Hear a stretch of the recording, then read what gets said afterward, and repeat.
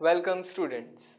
So now we are going to study about a special class of hydrocarbons which are known as aromatic hydrocarbons. Now we will know after this video that what are these aromatic hydrocarbons and what are the criteria for a hydrocarbon being aromatic. So let's start to study about it. Aromatic hydrocarbons. We know aromatic hydrocarbons are of two types. The first, with those who contain benzene rings are called benzenoids, while those which do not contain benzene rings are called non-benzenoids.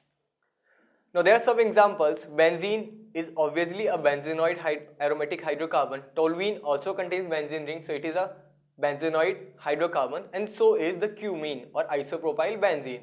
While pyrrole does not contain benzene ring, so it is a non-benzenoid aromatic hydrocarbon. Now what are the factors which define whether a compound is aromatic or not? So for being aromatic, a compound first must be obviously cyclic. Secondly, it must be planar. That means all the carbon atoms involved in ring must be of same hybridization. And there must be complete delocalization of pi electrons in the ring. That means there should be alternating single and double bond system, or must be proper delocalization of the electron. And the most important thing, it must follow Huckel's rule, which says that number of pi electrons in the compound must be equal to 4n plus 2, where n is an integer.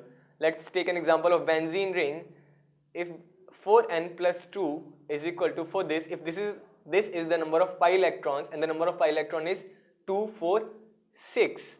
So if we solve it, we get 4n is equal to 4 or n is equal to 1. So which is an integer. So that means it follows Huckel's rule and it is a aromatic compound. Now there are some compounds. Let's find out whether these are aromatic or not. So the first one is obviously non-aromatic. There is no pi electron. Is this cyclic? It is cyclic. It has pi electrons. Let's see. 4n plus 2 is equal to 2. 4n is equal to 0 or n is equal to 0. So it follows Huckel's rule. Is it planar? Yes. All the carbon atoms are sp2 hybridized. This one also, because this is carbocation and carbocation is also sp2 hybridized. So it is aromatic hydrocarbon. This one is non-aromatic. It does not contain any pi electron. This is aromatic. All the carbons are sp2 hybridized, alternating double, and there is complete delocalization of the pi electrons. And 4n plus 2 is equal to 2, 4, 6. 2, 4, 6.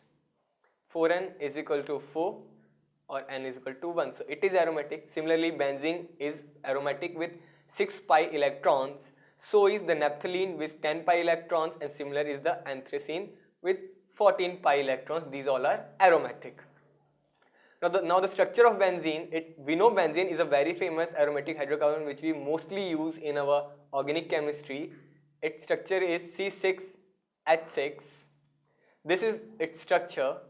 You can see alternating double and single bonds. Actually, there are two possible structures for this. This first one is this, second one is this. These are called resonance hybrid, resonating structures. And there is a structure which explains both these structures. It's called resonating hybrid, and it is somewhat like this. So this is the actual structure which we follow for benzene. Now chemical properties of benzene. Benzene is almost unreactive for addition reactions while it undergoes aromatic substitution. In aromatic substitution, what happens? One of the hydrogen atoms of benzene is replaced by some groups. We know there are in benzene ring, let's say it is benzene ring, so there are 6 hydrogen atoms attached with every carbon, and these may be replaced by some of the groups, and those groups are generally halogens, nitro group and sulfur group. So they undergo halogenation, nitration and sulfonation. Let's discuss them one by one. The first is halogenation. Now halogenation of chlorine and bromine react rapidly with benzene in presence of iron catalyst to form chlorobenzene or bromobenzene. Let's see, this is the reaction. This is benzene ring. it reacts with chlorine, let's say, in the presence of FeCl3 to form chlorobenzene and HCl. So this is how chlorination or halogenation takes place. Next is nitration. Now, in presence of concentrated nitric acid and sulfuric acid, one of the hydrogen atom is replaced by nitro group. Now, this is the mixture of concentrated nitric acid and sulfuric acid is called nitrating mixture. Nitrating mixture, which is used to carry out nitration of the compounds. And what is the reaction is when it is reacted with benzene, concentrated HNO3 plus concentrated H2SO4, it gives formation of nitrobenzene with water. So this is how the nitration of benzene takes place. Next is sulfonation of benzene. Now what happens when benzene is reacted with concentrated sulfuric acid only, concentrated H2SO4, we get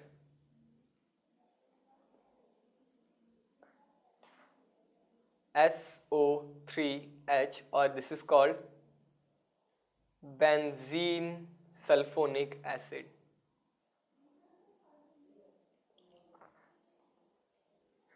This is how sulfonation of benzene takes place. Next is Friedel-Crafts alkylation reaction. This is a very important reaction and very famous reaction in which alkylation of benzene takes place, and benzene is when reacted with an alkyl halide, let's say CH3Cl, it is reacted with benzene in presence of anhydrous AlCl3. There is an hydrogen, let's say, this CH3 replaces this hydrogen and we get toluene. And an acid comes out. So this is how alkylation takes place. We can use different alkyl halides in place of this methyl chloride to get different products. Next is Friedel-Crafts acylation. In this reaction, what happens? That benzene ring is reacted with acetyl chloride CH3COCl, or we can also use acid anhydride here, CH3CO2O. When it is reacted with anhydrous, again AlCl3, and it is heated, acylation of benzene takes place and the compound formed is this. This is called acetophenone. Acetophenone. Next is benzoylation. Similar type of reaction is also this, in which benzene is reacted with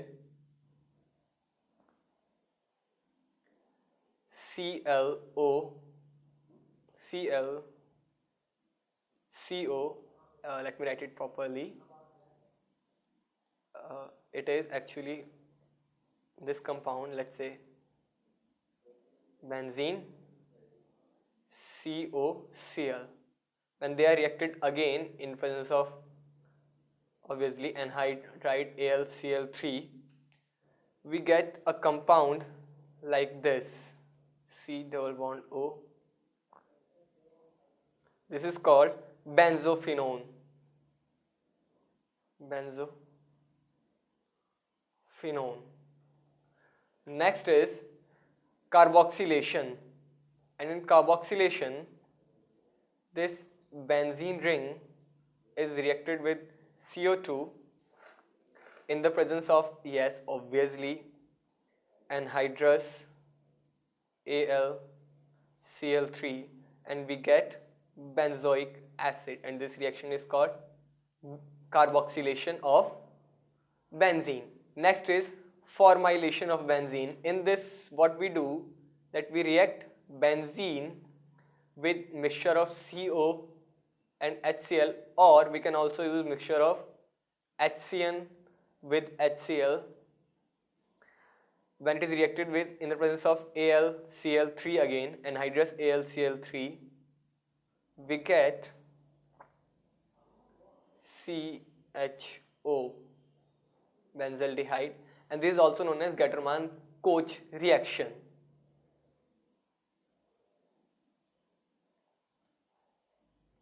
It is Gattermann-Koch reaction. Let me write it properly. It is a name reaction and sometimes asked in exam by name. It is Gattermann-Koch reaction, the first one.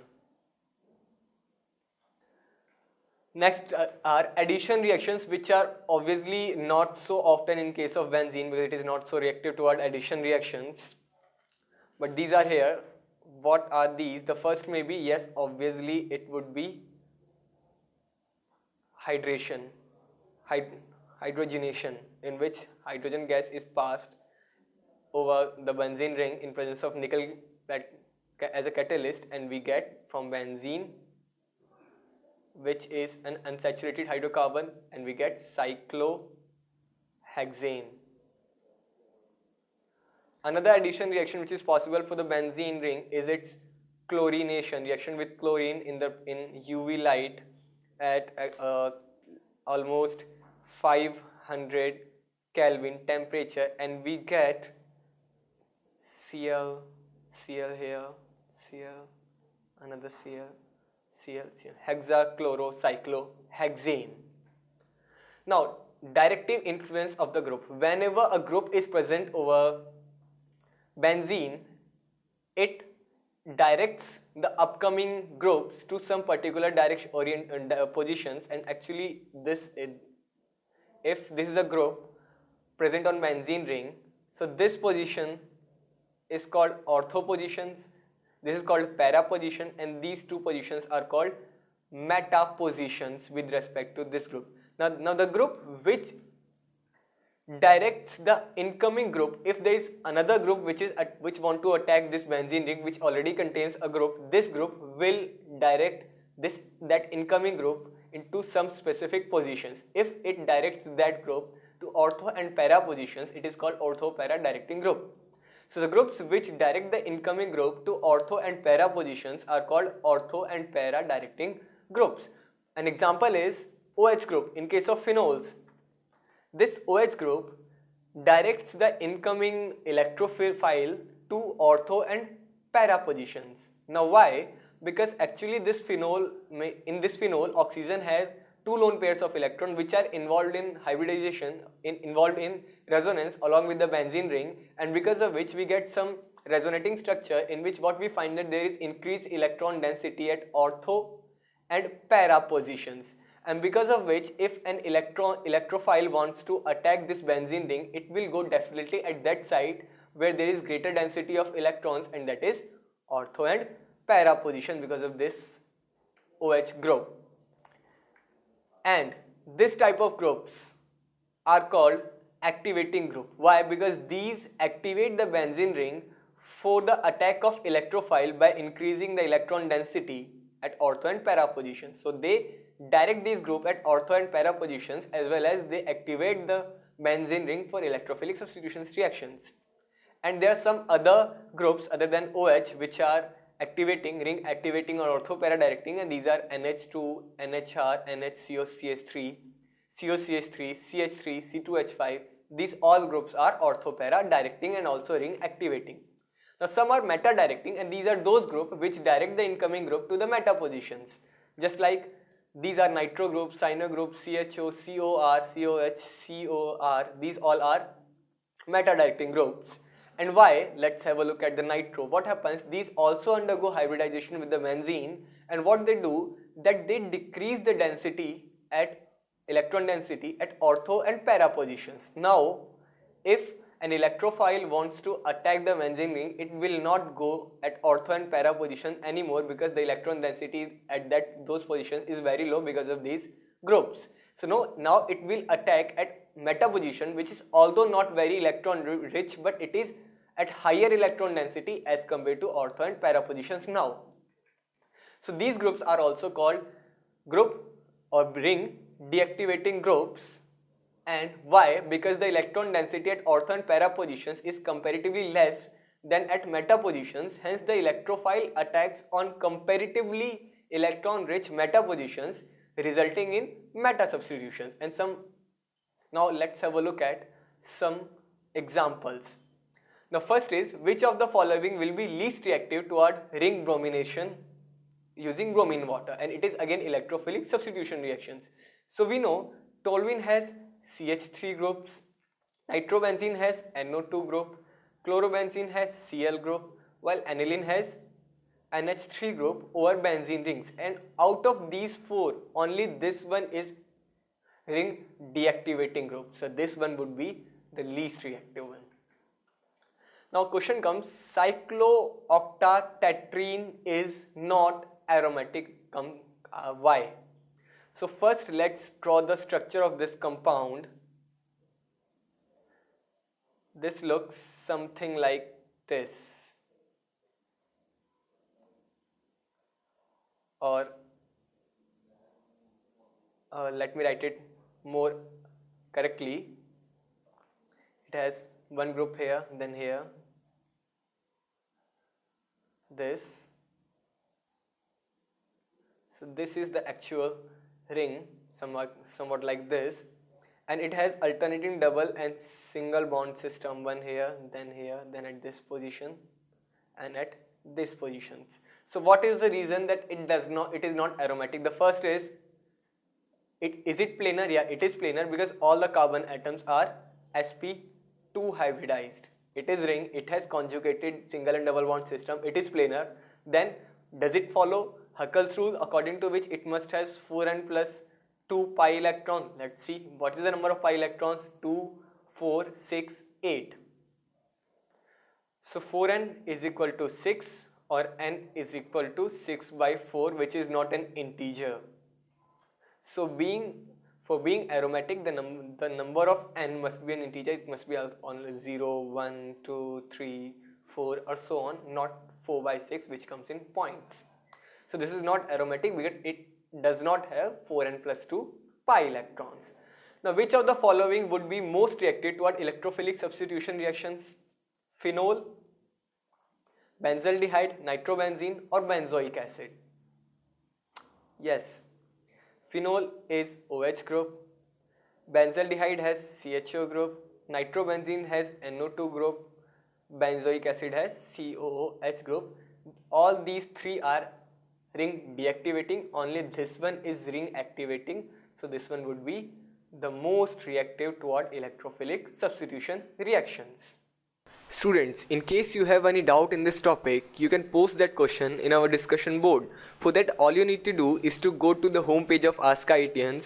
There you will find an option of discussion board. You have to click there. Then in the right side, you will find a portion of Ask Experts. In that, just select the category in which you want to post your question. Let's say it's physical chemistry. Then post your question here, and then if you want to attach any image, use this option to attach the image, and finally post it by clicking on Get Answer, and you will be answered within 24 to 48 hours by our experts.